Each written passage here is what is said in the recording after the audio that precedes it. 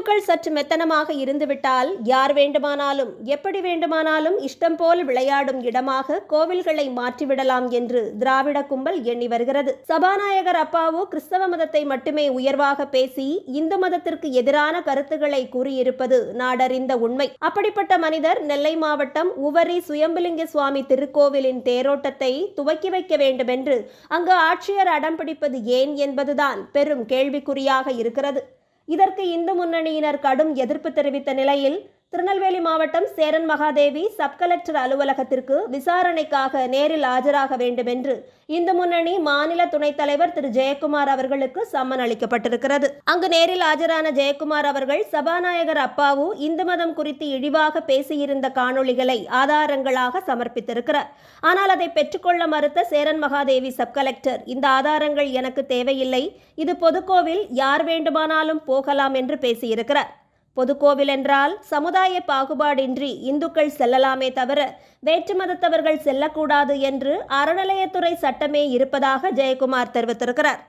மேலும் இந்து மதத்தை ஏற்றுக்கொண்டு நம்பிக்கையோடு வழிபடுவதாக அலுவலகத்தில் கையொப்பமிட்டால்தான் ஆலய மரபுப்படி விழாவில் பங்கேற்க முடியும் என்று கூறிய போதும் ஆட்சியர் அதை ஏற்றுக்கொள்ளாமல் அவரை நீங்கள் தடுக்கக்கூடாது என்பதை மட்டுமே சொல்லிக் கொண்டிருந்திருக்கிறார். ஆவணங்களை ஏற்க மறுத்து கூறியதையே திரும்ப திரும்ப கூறிக்கொண்டிருந்த அந்த விசாரணையை புறக்கணித்து இந்து முன்னணி மாநில துணைத் தலைவர் ஜெயக்குமார் அவர்கள் வெளியேறியிருக்கிறார். விசாரணை என்று அழைத்துவிட்டு இந்துக்கள் தரப்பின் விளக்கத்தை கூட முறையாக கேட்காத சேரன் மகாதேவி சப் கலெக்டரின் செயலை இந்து முன்னணி வன்மையாக கண்டிப்பதாகவும் இந்துக்களின் எதிர்ப்பை மீறி சபாநாயகர் அப்பாவு அவர்கள் தேர் இழுப்பதற்கு அனுமதித்தால் இந்துக்களை திரட்டி போராட்டம் நடத்துவோம் என்றும் மாநில துணைத் தலைவர் திரு ஜெயக்குமார் அவர்கள் தெரிவித்திருக்கிறார்.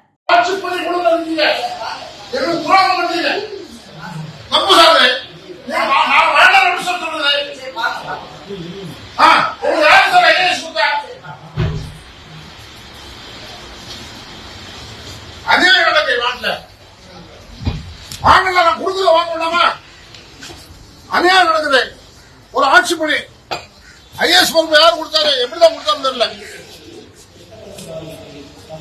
சார், அப்பாவு அவர்கள் ஒவ்வொரு சுயமிருக சாமிக்கு வரக்கூடாதுன்னு சொல்லி நாங்க சொல்றோம்.